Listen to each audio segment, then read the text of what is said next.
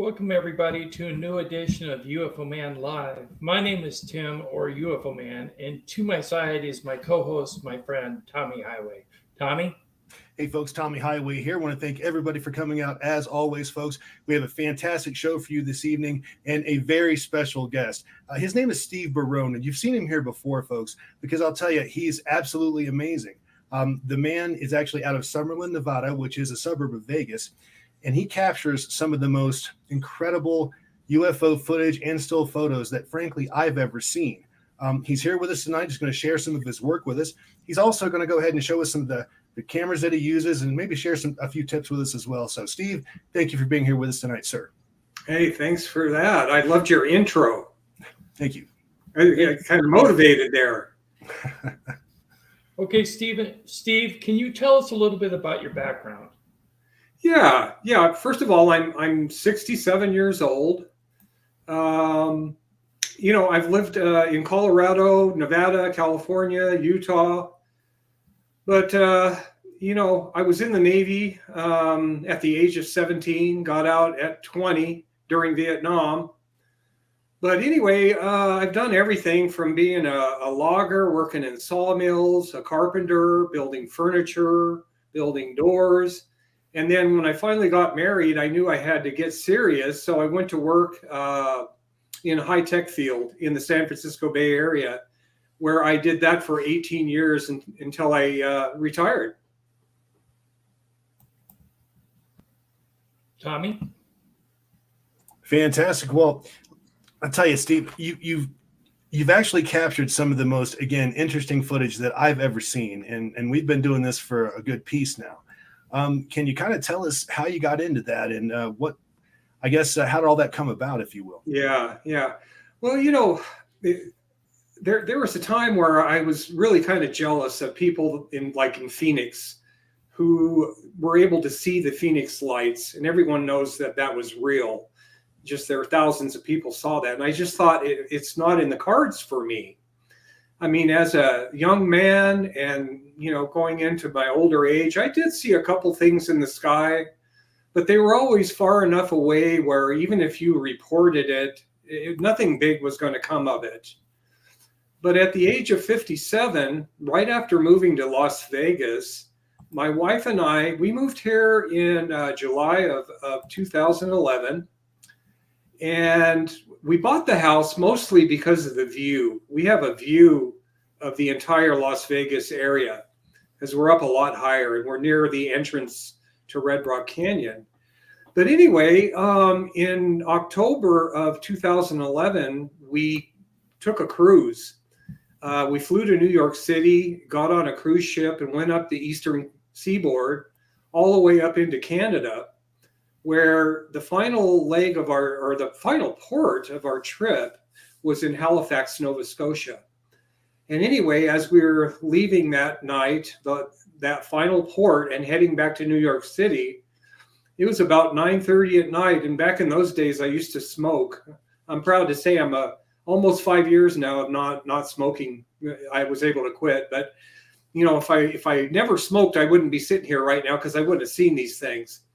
I went out on my balcony about 9:30 p.m. after having dinner, and it was cold even though it was October. So I threw a bathrobe on over my suit, and I'm just sitting there and looking at the darkness out. See the waves next to the ship and everything, but nothing else. And just like out of nowhere, some object starts appearing, coming from the south to the north. It was at eye level with me, and I wouldn't say any more than 150 to 200 feet away from the ship, and it's just passing us by, and I couldn't even blink. I watched this thing, and it all happened really fast, but it was profound. It was the most amazing thing I'd ever seen. This thing didn't have any lights at all, didn't make any sound. It was probably, just estimating the size, I would say it was probably 60 or 70 feet long and maybe 40 to 50 feet tall. But anyway, as it's passing the ship, all of a sudden it took a sharp angle downward and I thought it was going to go into the water, but it didn't. It flattened out again, and it went around the back of the ship. And by the time it got back to the back of the ship, it almost looked cartoonish. It was so weird. Just such a weird thing happened. And I was just elated. I mean, for the first time in my life, I had the best, confirmation that UFOs are real that I'd ever had. And, I guess I'm a late bloomer, but, it took 57 years to have something like that happen. But anyway, it was really amazing. I told my wife, she thought I was nuts. And she talked me out of reporting it to the ship. But when we got back home to Vegas, I reported it to MUFON. And I never heard back from them. So that was my only report at that point to MUFON. So anyway, the excitement kind of faded away. And next thing you know, it's 2014. It's April 16th, 2014. You remember these days. I went out on my patio here in Las Vegas to have a cigarette again. And I'm sitting there, and out of the corner of my eye, I see this most beautiful red colors moving in the sky. And as soon as I looked at it, I realized, oh my God, it's a UFO. And it couldn't be more than, I don't know, a quarter mile, maybe a half mile away. And it's heading north. And so I get up, and this time it's funny how fast you think. I get up and I'm reaching in my pocket for my telephone because I know I have a camera on it. And without actually looking at the phone, I wanted to keep watching this thing.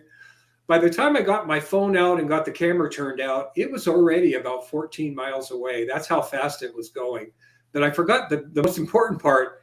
Before I was able to start shooting it, it just stopped in its tracks and started going in reverse towards my direction.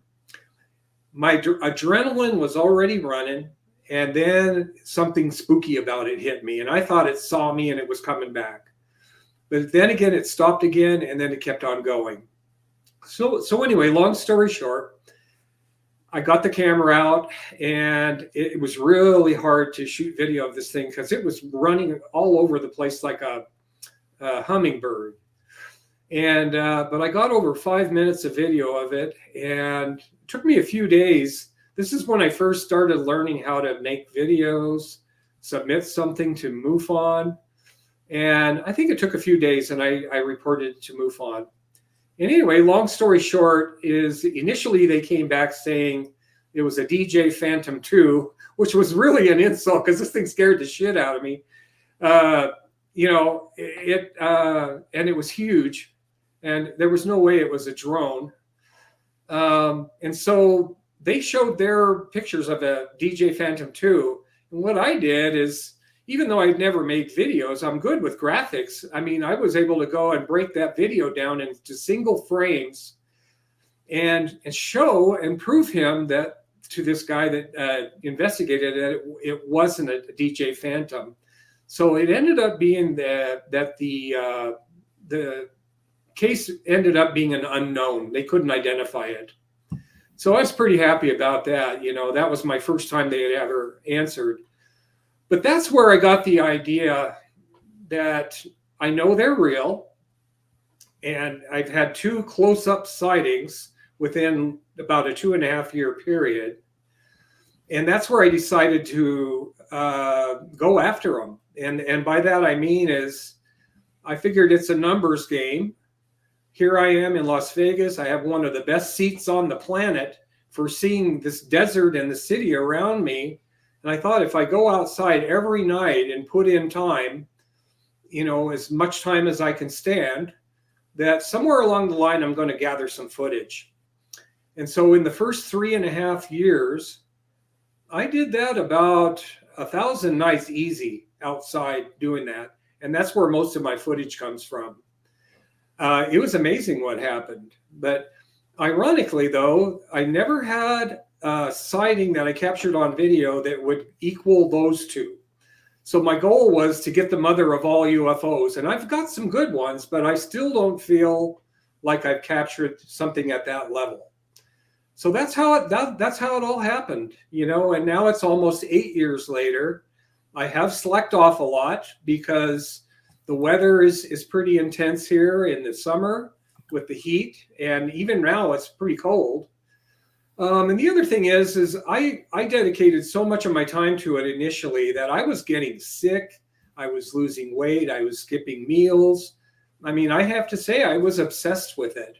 And I still feel like I'm obsessed, but not at that level. So that's where we are now, you know, and now I have this library, and a lot of amazing things have happened since then. You know, I've met some amazing people that I never thought I would get to know, people that are famous, you know. So here we are. Same here. We've met a lot of people that are famous that we never in a lifetime thought we'd ever meet or even speak to. Not in a million But years. now we are because of who knows who and who's going to refer us to someone else, and that's just the way it goes. It's a ever widening circle, and it's just amazing. Yeah, it is. You know, and it's funny when they show up in your home even, and it's like I never thought I'd have this guy here, or you know, but it's cool. It's kind of rewarding because they're acknowledging that they too think that you've tapped into something. You know, I'll tell you, some of your footage is just, well, all your footage is phenomenal, but some of that stuff is just absolutely insane. Tim, do we have any of his work that we can roll here? Yes, we do. Okay, Absolutely. Here we go. The intro to it is rather loud, so if you need to turn down your volume, please do.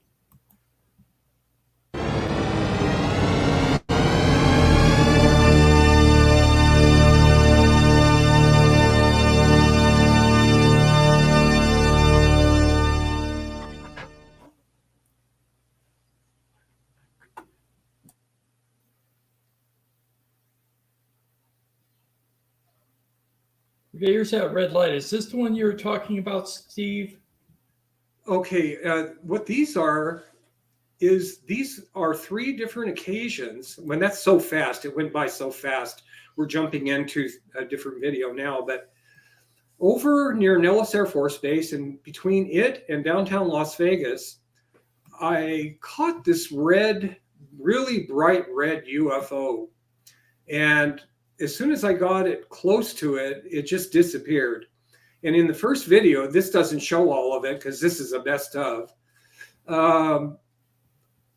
About 25 to 30 seconds later, you see a helicopter. There it comes right there. Well, this is the next video. I'm sorry.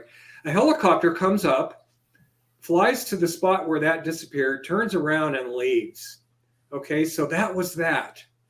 Anyway, in the next couple of months, it happened 2 more times. And every time it was kind of the same thing, this red glowing thing. And this is about 14 to 15 miles away.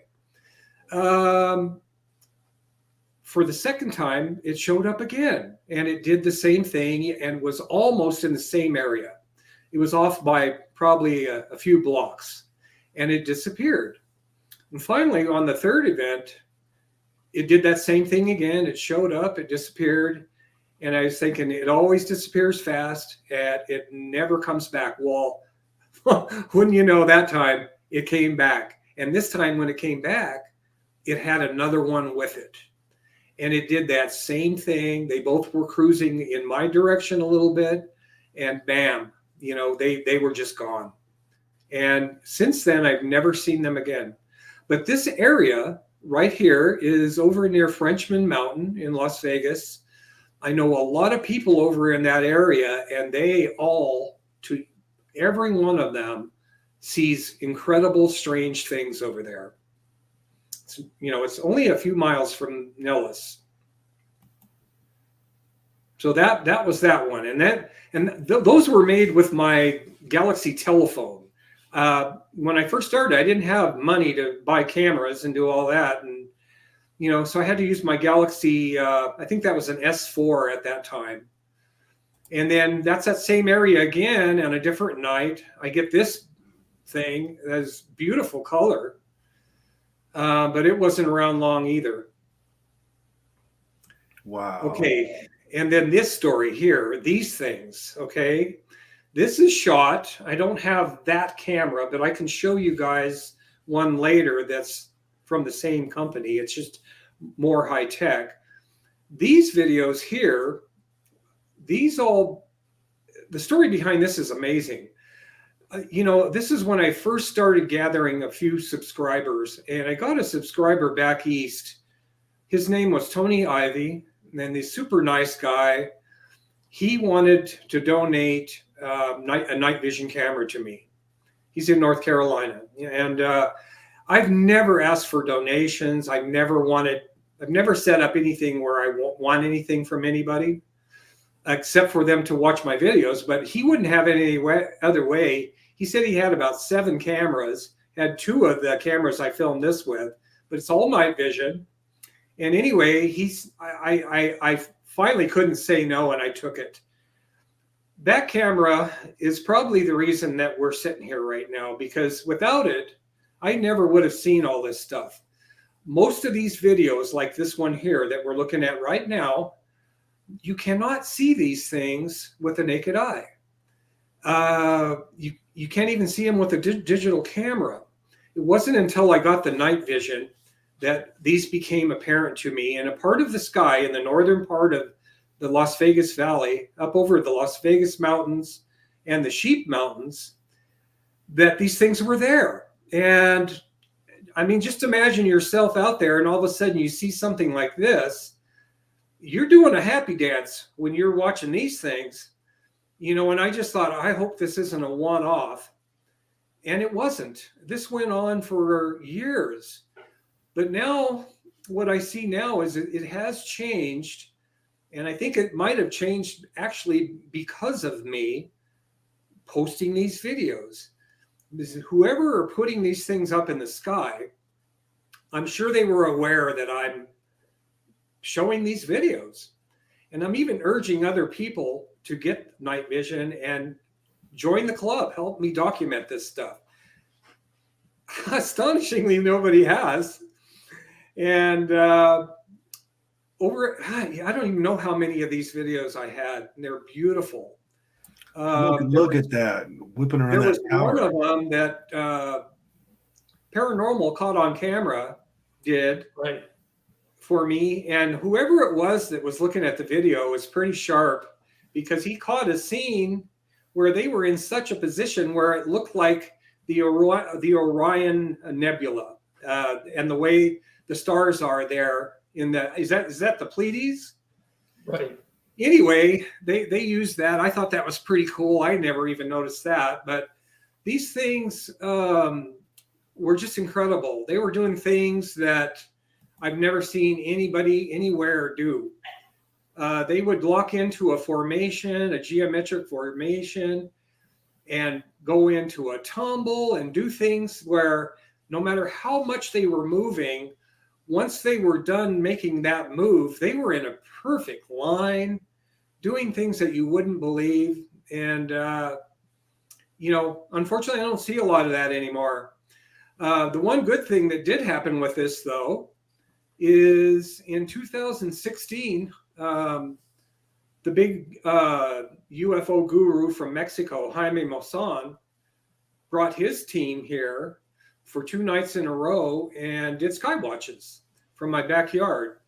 And I'll be darned if we didn't get to see one of those events where Jaime had a night vision and he had a digital, and this is professional cameras, this is not my cameras, looking at these same things, where in his videos, the digital is just capturing empty sky, and the night vision is capturing these things moving around, doing the same thing.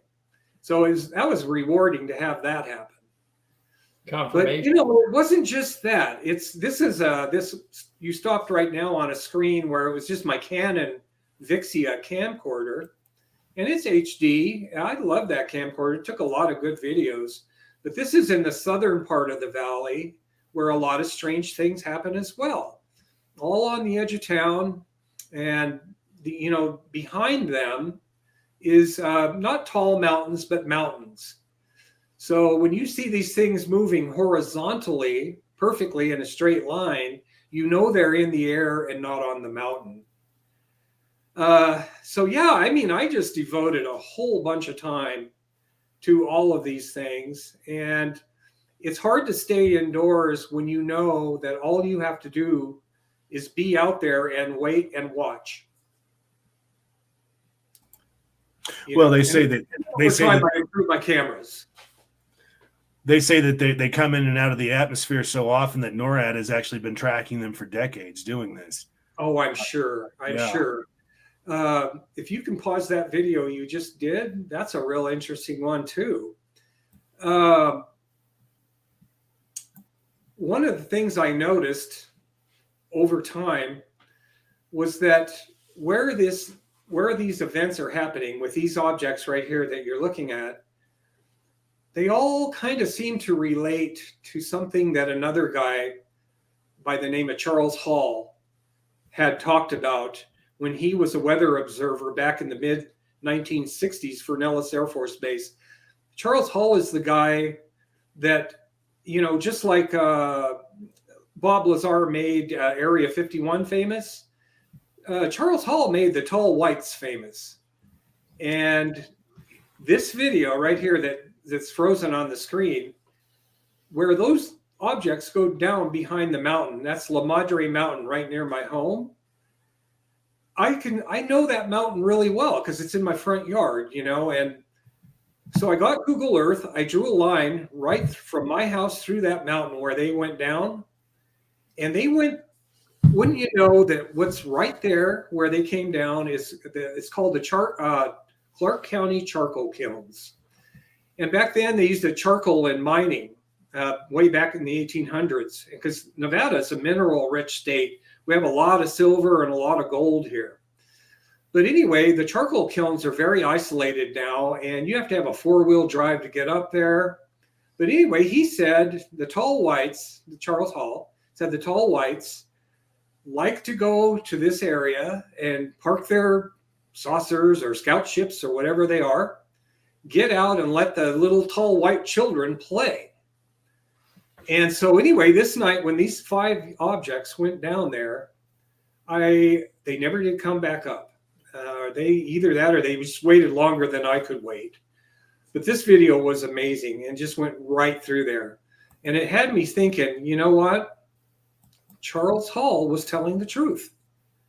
A lot of people think he was not telling the truth, but I, for one, believed the man. So these very well could be the tall whites. They could be the Space Force. They could be a lot of things. Well, and speaking of that, what is your actual gut feeling about this? I mean, do you think we're looking at alien intelligence here? Do you think we're looking at military or something else? Oh man, with them, with them, I think it's a combo. I think it's a combination, I'm now friends with Laura Eisenhower, whose grandfather supposedly signed the Greada Treaty with the Greys. Right. And she said it really happened. The tall whites are supposedly a real thing. I've never seen an alien, just so everyone knows. I've never seen that. But it was just astonishing that how often these objects are in the areas that he talked about, and that no one else has ever shown these videos. No one has ever caught these videos. That's why I want more people to get night vision technology and get the cameras on them, man. If you got 20 people showing videos of what's going on up there and coming on even over into my area in the Spring Mountains, that would be amazing. But I think that of what I catch, and this is just a guess, I could be way off base.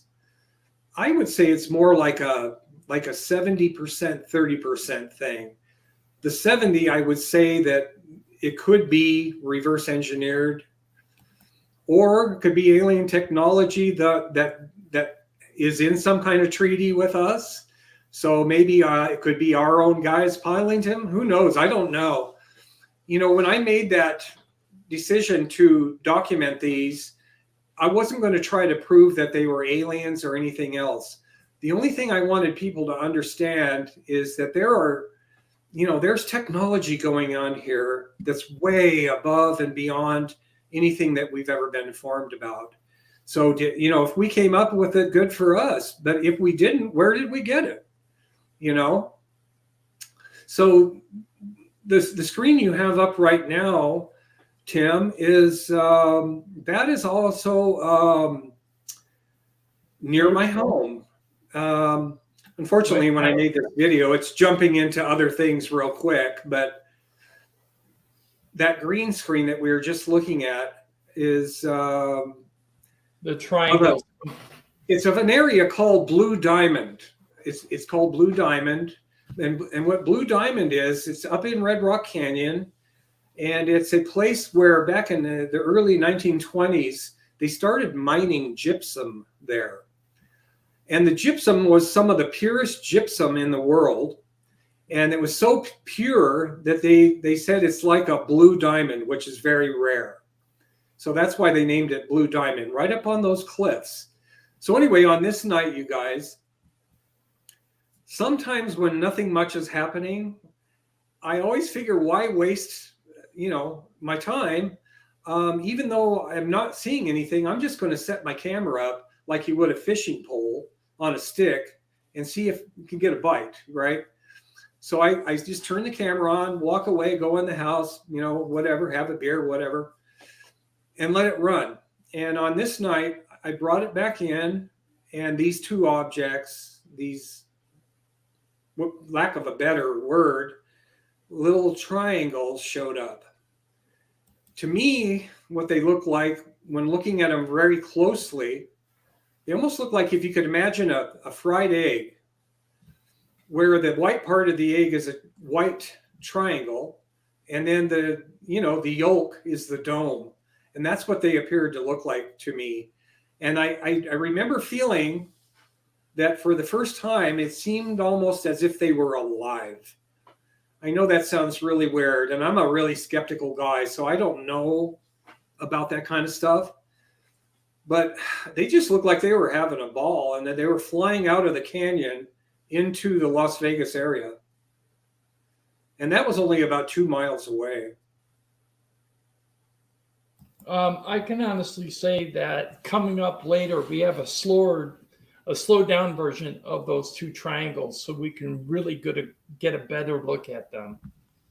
This is just a sped up version between 2014 and 2016. Yeah, good. So, and then this goes right back into the numerous times that I've caught these objects, usually in groups of 4, doing crazy things. Look at this. This looks like 2 objects, but it's 4. And they're heading towards Nellis. These are not airplanes or helicopters. There's no way. Any sound? No, there's no sound. But, I wouldn't expect any sound either right here, because that's actually from my location about 20 miles. Once again, there's Blue Diamond again, up on the cliffs of Blue Diamond. And it kept something going straight up. And then another little object going even faster going up. And this is just a helicopter, but it was so cool that I had to put that in the video. When you start watching this thing spinning around, it's pretty amazing. You would think it was something strange, but that's how night vision does. It's got to be pretty close to see it as a helicopter. Right. That's how easy misinterpretations are made as well with digital cameras and with night vision. It looks like they're searching with a light that's searching the mountain for something. Well, there's another little story that goes with that. If you want to pause this, Tim, I was looking up underground bases in the United States, and I saw at the time that they said there was about 133 places in the United States where there are underground bases. One of them is allegedly in Blue Diamond, under there. And I do have a video. I forget where that is. It's posted, but it's of the object flying around up on those hills with this time not a white searchlight, but a red one, searching those hills. And I'm just wondering if they're looking for something underground. This was the first video I had that went semi-viral right here that you're looking at right now. That's paused. This thing came, I was outside and I see this fireball burning above the mountain, the same mountain we just watched the two little triangles come by. Right. And as it's going down on this side of the mountain, the lights go out and I lose it. And what's over there is it's a big flash flood retention basin. And anyway, I just kept my camera running, hoping this thing was going to come back. And it did. It came back where we were just looking. And this time now it's really glowing.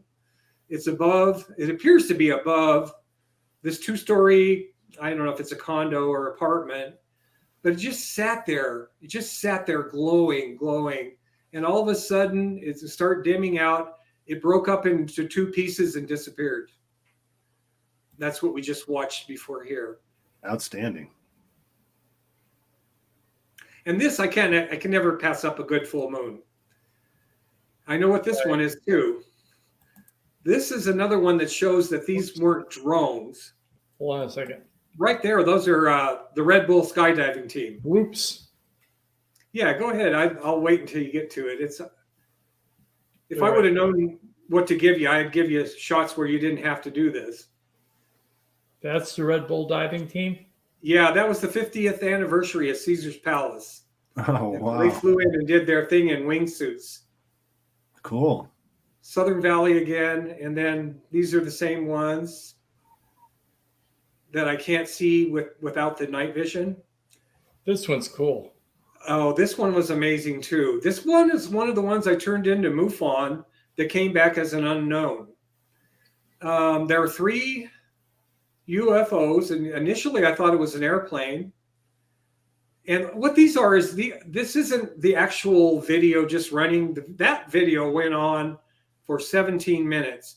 So what I'm trying to do is just show you parts of the video where I'm not moving the camera so that you see. And in this one, I also recorded it with the night vision as well. And that's what you're looking at right here. MUFON got this thing and they had no idea what these things were. Long story short, I've given them 6 reports over the years, starting in 2011. The first one, they never even contacted me. But the next 5 were here in Vegas. And I got all 5 of them were investigated. All 5 of them were deemed to be unknowns. Wow. So that's a pretty good record. You don't hear that very often. Outstanding, actually. I mean, my goodness. And here what I did is I had to put my camera up over the high to see where they were going. Now we're looking in the Nellis Air Force Base area. And, I had a lot of people say that's a TR-3B. And I'm saying, no. I can tell you didn't watch the whole video because they break apart, and they're wide areas away from each other. And at the end, they were all just swirling around and I lost them in the ground lights. Okay, here's the slowed down version of those triangles.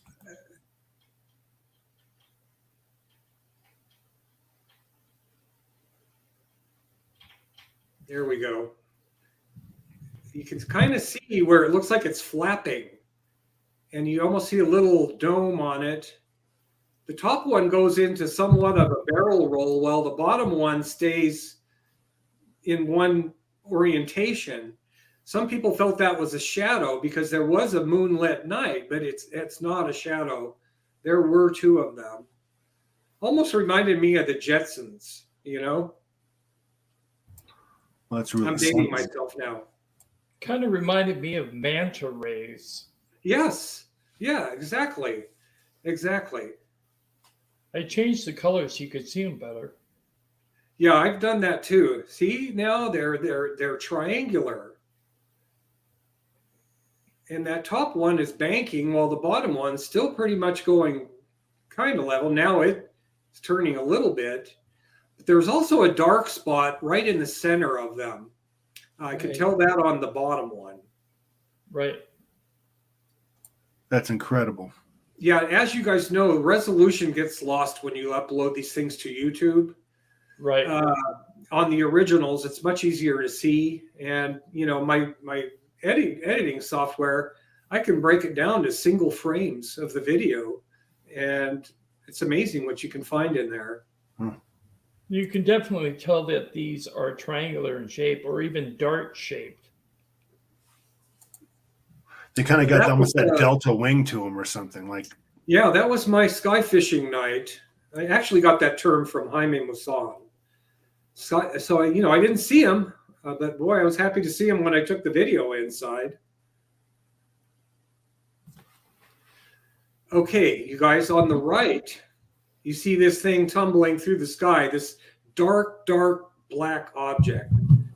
This is a guy that contacted me, never caught a video or a UFO in his life, but he saw this thing and he started filming it with his cell phone.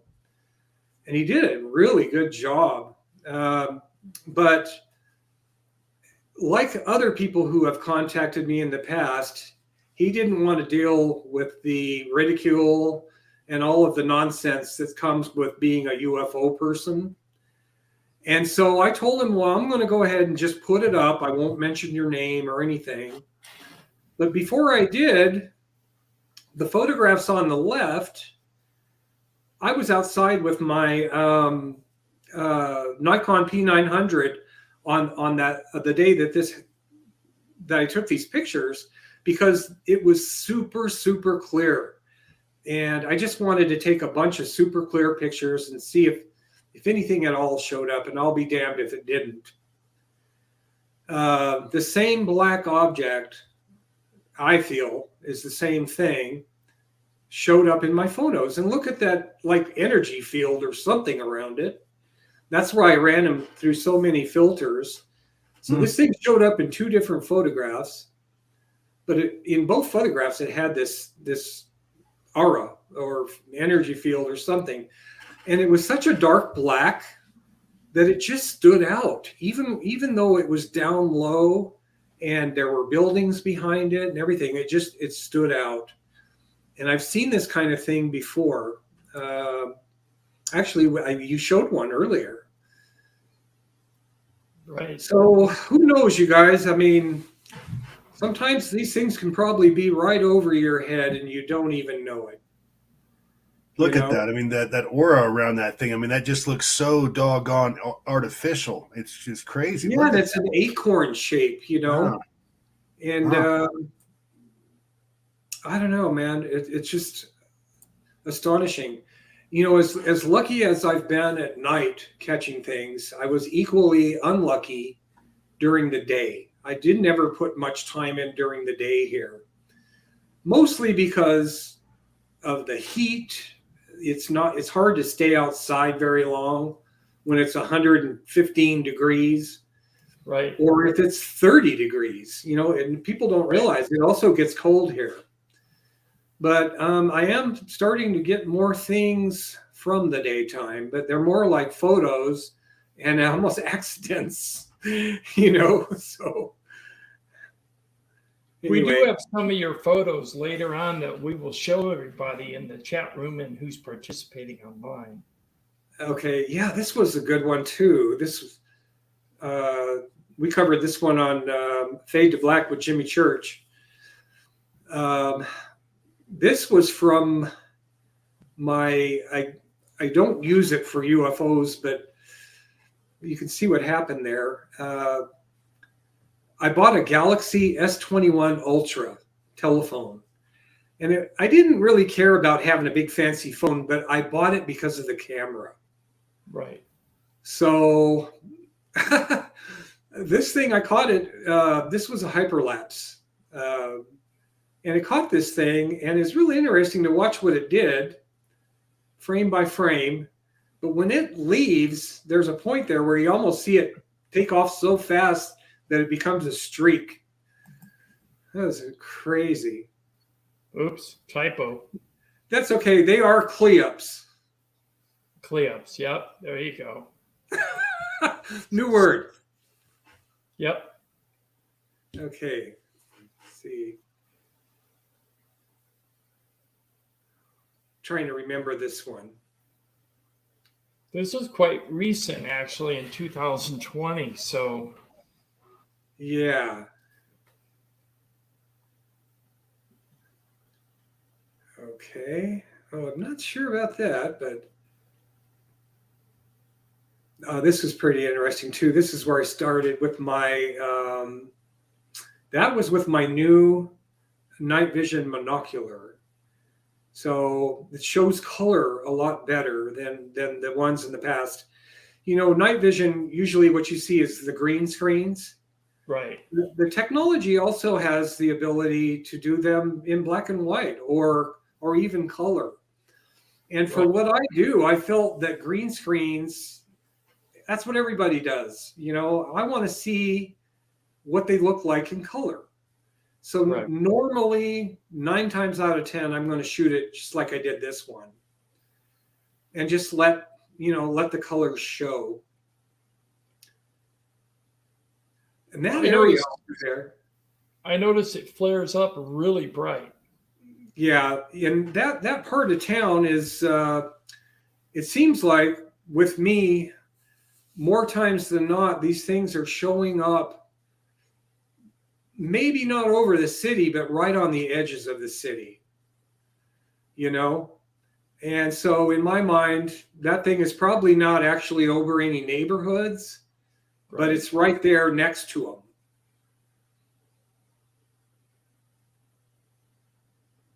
You got a red one up there on top, unless that's a tower.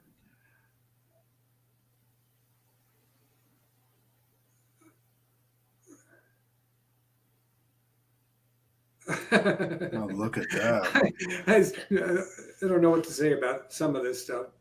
I'm trying to remember them. Well, I mean, you know, you just don't get an average aircraft that lights up like that, completely luminescent like that at night. I mean, what does that? You see, you know, your blinking lights and things of that nature, but that is something that's just, it looks like it's lit internally. Yeah. Right. In a lot of my newer videos, Tommy, I started putting maps and that sort of thing, flight radar 24, to show that there was nothing with, at least that had a transponder in it in that area. Right. I just try to get as much evidence as I can to people, you know, and most people are real happy with it. But there's always going to be a few, you know, trolls. Right. And that's okay. I expect it. Yeah, these are just different incidents of things moving around. And, you know, it did tame down a lot, though. The stuff that I was saying that I thought it could very easily be the tall whites that are flying these things. Right. I think that they did actually move to a different location if they wanted to keep doing that. But once in a while, I still see that sort of thing. You know, there was one earlier, and you don't have to go back, but we used it on UFO Witness. I don't know if they're going to use it on the TV show, but I was shooting videos of these things. And all of a sudden, in the left side of the screen, I see a mist start developing, and there wasn't a cloud in the sky that night. And anyway, it was like a red mist, and all of a sudden, it started forming into a little point of light, and then that little point of light became a full-fledged white orb. And I just couldn't believe my eyes. Right in front of me, this thing's materializing. That's outstanding. I mean, your videos, they're just absolutely incredible. I mean, and the patience and everything it takes to actually get out there and get this kind of footage. Steve, our hats are absolutely off to you. But, you know, I think one of the things that I've seen the audience mention is, can you show us a little bit about some of the equipment that you're actually using to capture this footage with? Yeah, I got it out just in case. I'm just going to put it right here in front of me. This thing is better for the daytime. This is a Nikon P900, And I use tripods all the time. I hate shaky videos. If I try to hold it and take a video, I'm probably going to be shaking. But this took the photographs that we were just looking at. This is a great camera. I love it.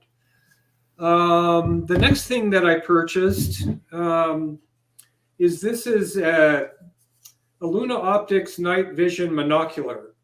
And this took some of the newer videos that we were looking at. And this thing is great. It also has this Generation 3 software. They made it where now I can shoot this with green screen, orange screen, black and white, and in color. It's also got infrared, but the infrared's only good up to a certain distance. So most of the things I shoot videos of,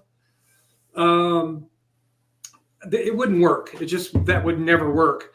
Now here's the newest one I have. It's a Luna Optics Night Vision Binoculars. This is Generation 3, and I just have it on the tripod right now. I wanted to show people too that this has a little, what I did is with Amazon, I just buy a power pack. This thing will last for days, and save me from buying all these lithium batteries. They're really expensive, and you just go through them real quick. You can go through a pair of batteries in about 2 hours. So anyway, I love this thing. It just keeps getting better and better and better. But that's the three that I use along with my telephone if I have to. And I'm always looking to get better, newer equipment, but I still can't afford to go spend $30,000 on a camera. If I did that, I'd be kicked out of the house.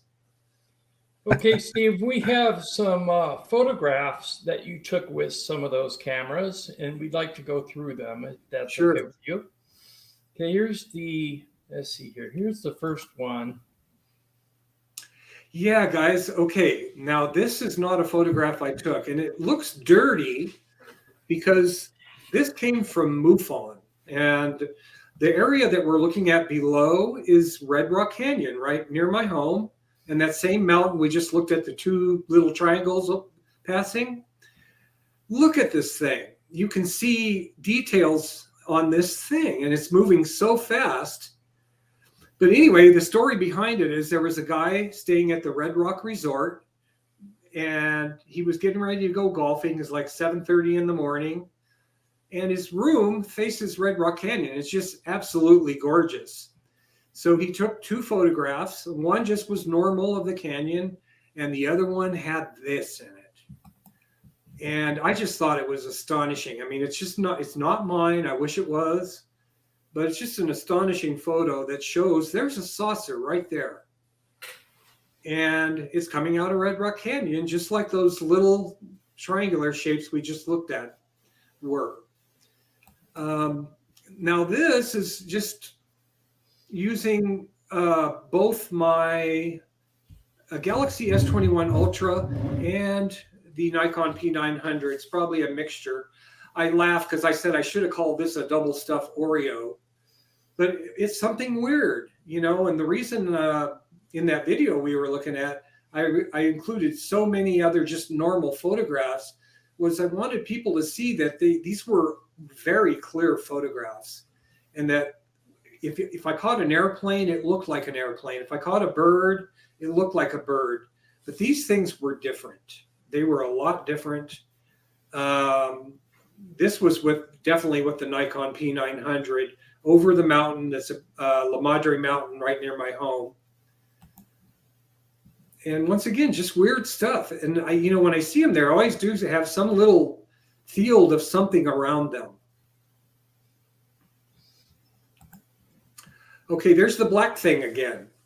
And I don't know if you showed the next clip, next couple of clips, I showed the bird. Just so you see, it's a bird. No. This is that acorn-looking thing again. It has that same shape again. And it seems to be around not just on one day, but on multiple days. That is the same shape. That's amazing. Yeah, Yep. this was a totally different day. Okay, and this was a great story. This is in Banff in Alberta, Canada. My wife and I went on vacation up there. I think it was 2016. And, knowing me, my wife says, "You're not planning on UFO hunting while we're there." And I go, "No, I promise you. I promise I'm not going to, UFO hunt." So I didn't even bring any of my night vision stuff. But I did bring the Nikon P900. And so anyway, in this photo, we were walking along the Bow River in Banff. And it was a really nice day. And I'm just taking pictures, a lot of pictures, I think on that week I took about almost 300. But when we got back to the room, I started going through them and I immediately noticed this. And, the two red rings are the two objects. They were in 3 more photographs, but not looking this good. The second object was always a little blurry, but that to me looks like a hockey puck with something popping up in the center. Or a sombrero-shaped UFO. And don't forget, man, my first most amazing thing I've ever seen in my life happened off the coast of Halifax, Nova Scotia in Canada. So in my life, I've been to Canada only 4 times. For 2 of them, one, I saw my best UFO ever. And on my last trip there, I caught this. Again, I didn't know it was there. I never knew it was there, but I was really happy to see that it showed up in my photographs. And then this is back to using the Galaxy S21 Ultra. That thing there had the black thing with it on the left side of the photo. Right, but See, since we showed the black thing in the video, I left it out. This is just yeah, that's fine. That's fine. Yeah, but they were both in the same video, and it's kind of like that last picture you just showed. Why are they kind of in pairs, and why are they a little bit different from each other? Pretty interesting. Tommy has a statement for that in regards to something I said a while back about cars having different models. Oh, yeah. Yeah, I've always said that too. Different models that, for different purposes. I mean, a truck is different than a car because a truck does something different. And I thought Tim put it very brilliantly back a few years ago. That's probably what's going on here. I mean, you have the sport model that comes in for this reason. You might have a larger model to do something else, Yeah, it has to be. And once again, I don't know this for sure, but I mean, if you read, you find that some people feel that like there are many different species of aliens visiting this planet. So who knows what's in the sky?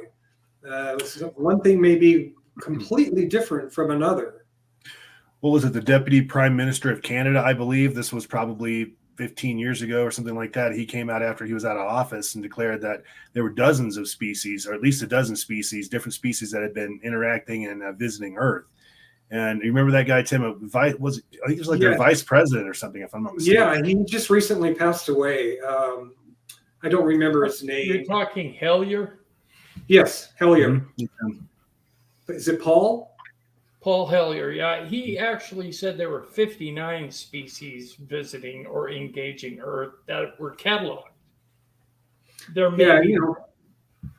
All I know is, that when we were talking earlier, I said that first one I saw here in Vegas was scary for some reason. And the part I didn't tell you was that after I published that video, I get a message from this guy where he and his brother, who lived 14 or 15 miles away from me, saw it too. And they were hoping somebody saw it and put a video out or photos. And they said it scared the shit out of them. It scared them. And I don't get why I was scared when that happened, because I've never felt that feeling again, ever. I mean, I'm happy to see them now, even if they come close. But maybe there's something to that. Maybe there are those that are, not the nicest people on the block, But I totally 100% believe they've been coming here long before we were ever around. Sure. History tells us this. You look at ancient script, you look at cave paintings, you're looking at things that the Mayans actually carved out of stone. You know, it looks like a gray alien. I mean, it really can't be anything else. We've got cave paintings, I believe, in Arizona where you've got buffalo, then you've got an alien spacecraft with 3 aliens standing underneath of it. Wow. I mean, and you know, these are things that what they were doing was they were actually sitting down to show history what they saw. They were trying to communicate with the future, essentially. Like we have petroglyphs from the Paiutes that lived in this area for 1,000 years. That in 2 different areas for sure that I know, or no, maybe 3 areas within 20 miles of Las Vegas. One of them is right here, about 2 or 3 miles from my home, and they have there are those strange figures in those petroglyphs. Mm-hmm. Exactly. So, I mean, and you've got the Nazca lines. I mean, you can look at the artwork from the Renaissance period. I mean, there's UFOs all over that stuff. Now, back then they called it angels, or else it would have been heresy or whatever. But still, I mean, they were, again, I think they were trying to give us a pretty big hint as to what they were experiencing. Yeah, it's just using the terminology of their day. Right, exactly. You know. Right. So what people may have thought to be angels might not necessarily be angels. That's the question I have. Mm-hmm. Right. Because the Anunnaki in ancient Sumer were referred to alien beings with wings. Well, you look at all of the hieroglyphs and things like that, and the all the Egyptian symbols and things of that nature. I mean, obviously, you know, there are symbols there that would lead us to believe that there's some sort of alien stuff going on there as well. But, you know, so I think that Steve's absolutely right. These things have been coming here for a very long time, probably prehistoric, the whole 9 yards. Well, there was that craft, I think, in Tibet that was recovered many years ago. That was something like maybe 1 million years old, maybe even more than that. Anyway, they opened it up. They actually got inside this thing, and there were little cages in there with little baby dinosaur bones. Oh my God! Yeah, and you know that's something that the Chinese really tried hard to cover up, and that kind of thing. I guess the craft itself was in such poor condition it was unusable for anything, but that stuff was in there. You know, so we have to stop.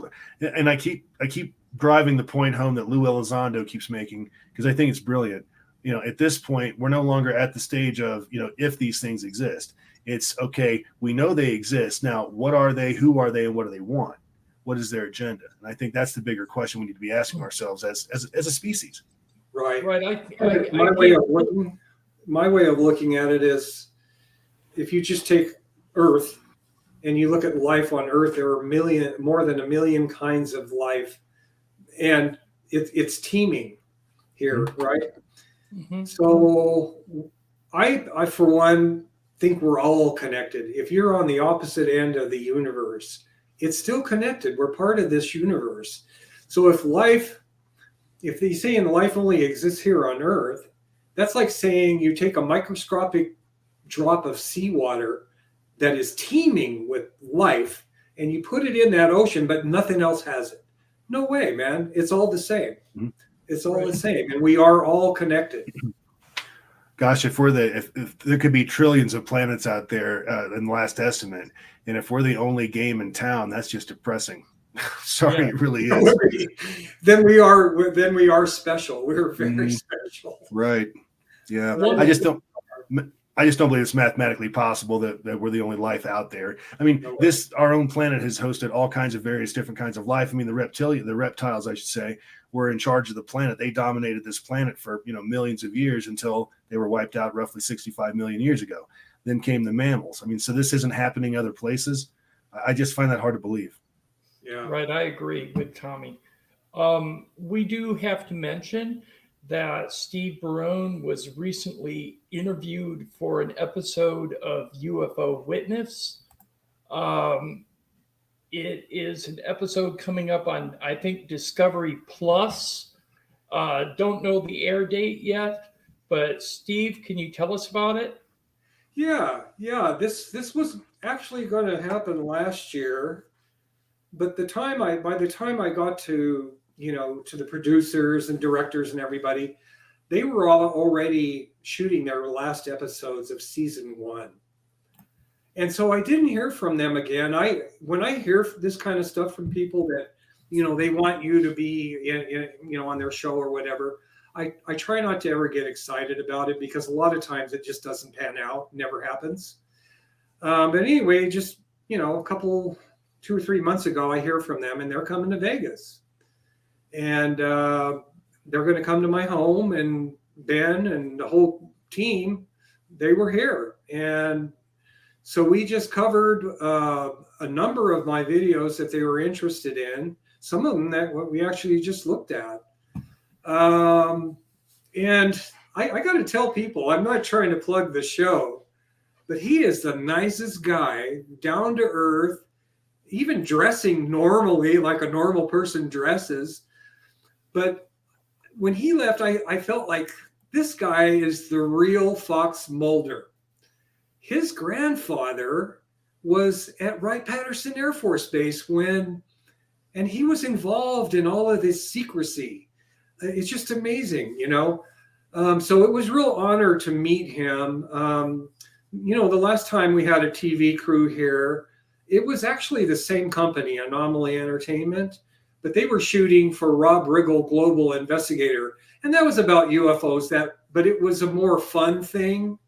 And I was happy to do it. I was happy to just kind of make fun of yourself with it, But this was serious. And I'm just hoping, I'm not sure when it's going to air, like you said, but it's going to be right away because they had already filmed, I think, 5 episodes when they got here.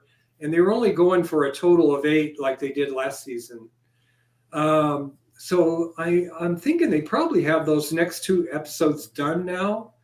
And so they're probably in getting these things all put together. But yeah, real honor to have the guy here. He's the real deal. He's not just an actor trying to be funny, or he's serious about it. And so I was real happy to have him here.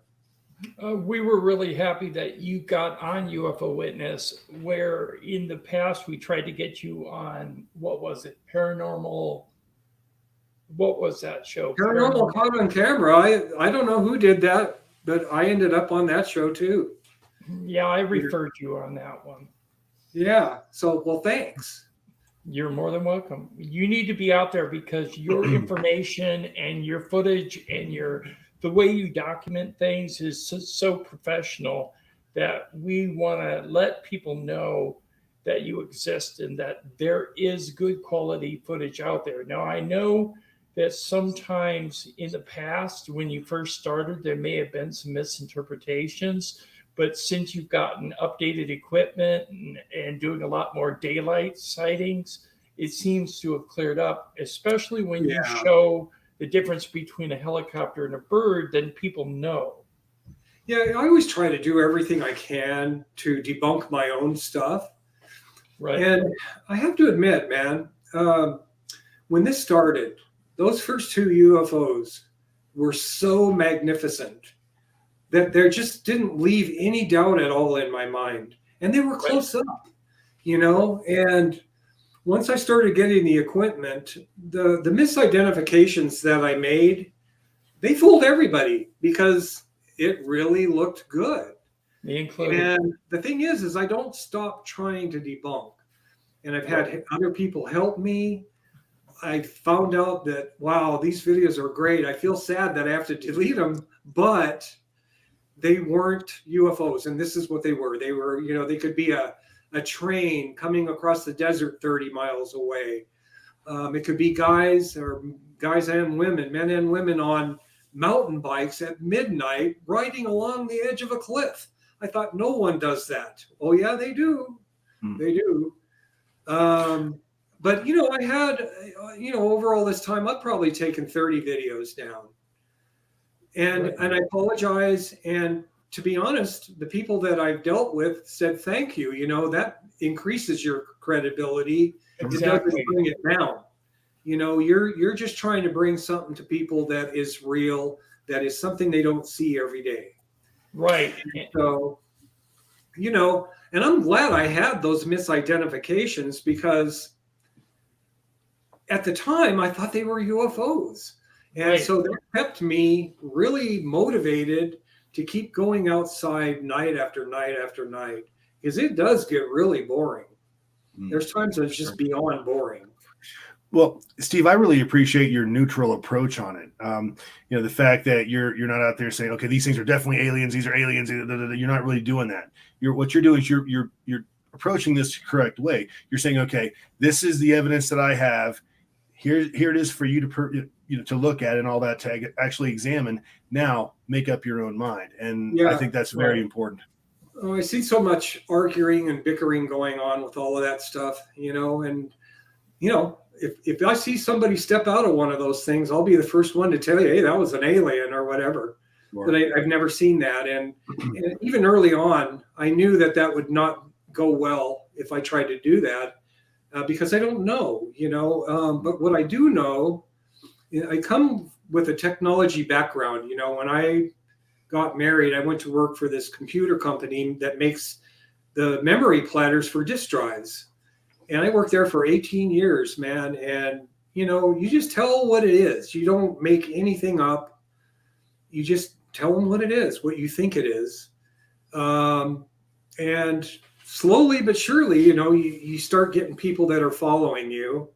It took forever. And even now, I don't even have half as many subscribers as you guys.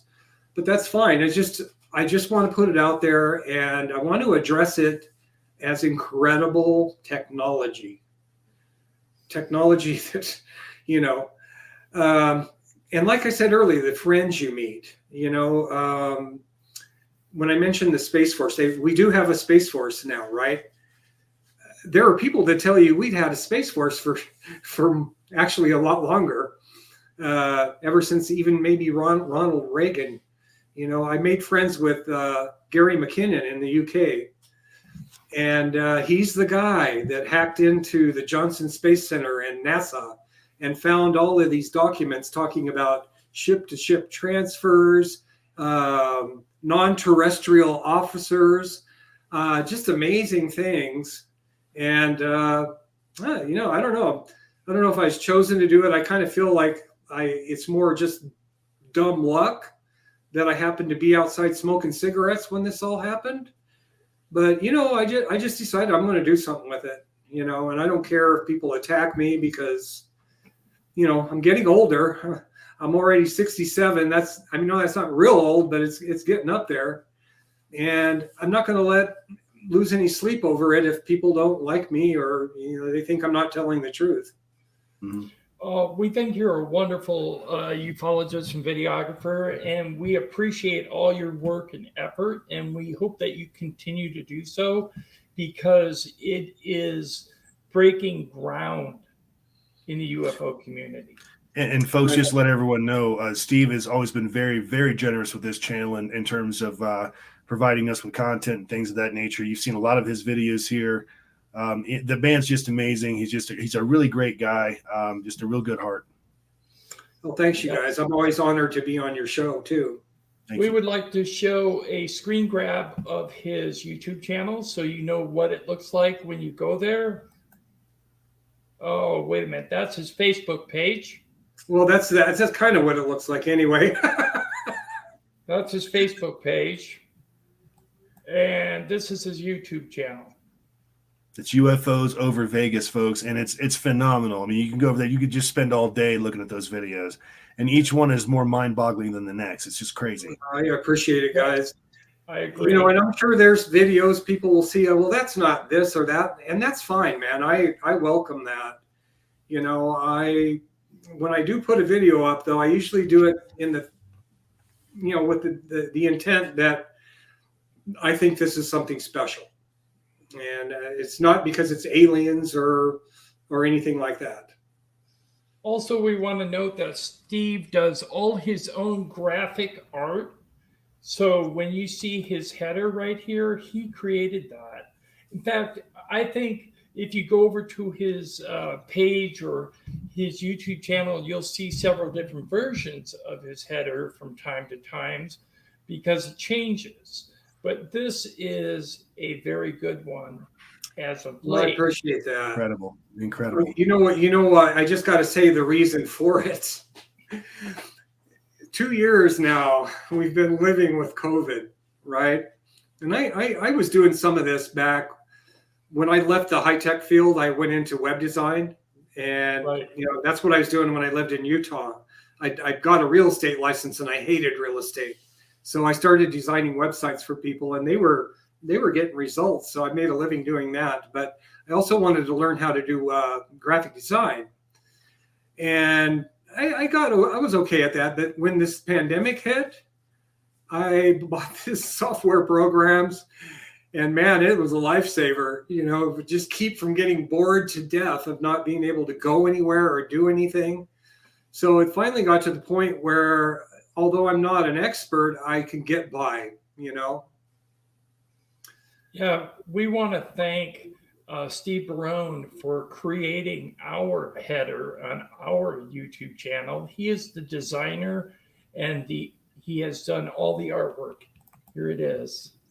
He created that, and we're very thankful to him for his very well done header. Well, thank you guys. I Really appreciate that. the support, sir. Thank you so much for doing that for us. Yeah, Yes, very much. Well, thank you guys. And if you need anything else, where you can get it done free. We appreciate that. Thank you. Free. Because it's still boring right now. I'm vaccinated to death. You wouldn't believe. I've actually got my 4th dose now. Wow. Because I had a heart attack when I was 49, and then I still have it, prostate cancer. And so I was one of the first people to be able to get in and get a vaccinated, the Pfizer vaccine. And then when it became the second one, the booster, I got that fast. And then the third one, I got it fast. And the other day we were at CVS getting pneumonia and whooping cough vaccines. And we're talking to the nurse, and the nurse says, I says, yeah, when are they going to start giving out the next booster? She goes, they already approved it. If you qualify, you can get it. I said, sign me up, man. I got it. I got all 4 of them now. So I don't know if many people have 4. Well, we hope you stay healthy, Steve. Yeah, I'm fine, man. I'm way healthier than I was 5 or 6 years ago. Having quit smoking. When I quit smoking, I started gaining a lot of weight because all I wanted to do was eat. Mm-hmm. And I've dropped off most of that. And I'm still a little bit overweight, but maybe only 10 pounds or so. But my health is just really good. The cancer is in check. I don't. Good. Awesome. Good. Yeah, Good. none of that stuff is bothering me. And I never. Let's see. I was 49, 18 years ago for the heart attack. Never had another one. So. That's great. Getting old wises you up just a little bit. Yes. It's really good seeing you tonight, Steve. Okay. Any last words, Steve? No, man, just keep doing what you're doing, man. You guys are great. I mean, ever since the first time that I interviewed with you guys, I felt like, I won't say talking to family because I don't get along with my family too well, but like you guys were old friends. I do get along with my old friends. We appreciate that, sir. Thank you very much. And all right, you're of course, always welcome here. Absolutely. Thank you. Yeah. And I'm still waiting. I'm still waiting for that mother of all UFOs. Yeah, I'm sure you'll want to know about it when I get it. Absolutely. Okay. We'll have you right on the show. Yes, all right. We'll have you back as soon as possible. To everybody who watched online, thank you for coming this evening. And everybody who is in the chat room, thank you for your participation. I can't talk. Thank you for your participation. Good night for myself. Tommy? Folks, thanks again for coming out. Really appreciate it. Steve, thank you for being here with us once again. You are an awesome guest. You're an awesome person. Very talented man. We really, really appreciate you being here for us. We also had some donations there tonight, folks. Thank you very much for that. We really appreciate it. And to all of our members out there, channel members, Tim, do you have a list of those you can throw up there for us? Not right now, but I want to thank our channel members. Next week we will have a list so we can show your names on the screen and thank you properly. But thank you very much. Can I say one more thing when you're done? Sure. I just want to say, I'm sure that most of the people that follow me think I'm some kind of hermit. I'm just not a big social media guy. I don't chat much. I hate typing, But at the same time, I do care about everybody, and I wanted to let those people know how much I do care about them and how much I appreciate them. They are the ones that keep me motivated to go out when it's cold or when it's hot. I really appreciate that. And I'm sorry that I'm not in there always talking and chit-chatting, but that's just not me. That's, social media is the only way I can get this stuff out to the world. And, I'm not a hermit. I love people, but I'm just not a big social media guy. So. Well, when we're able to talk to you, it's always an honor. Oh, same here, man. Thanks, you guys. Good night, everyone.